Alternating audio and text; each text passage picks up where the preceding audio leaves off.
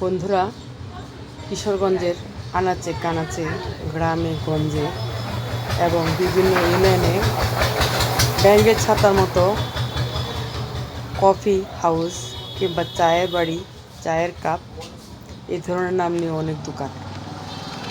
আপনি যখন কিশোরগঞ্জে আসবেন, আপনি পথে পথে পাবেন ক্যাফে, এটা সেটা, এখানে বসে প্রচুর মানুষ আড্ডা দিচ্ছে।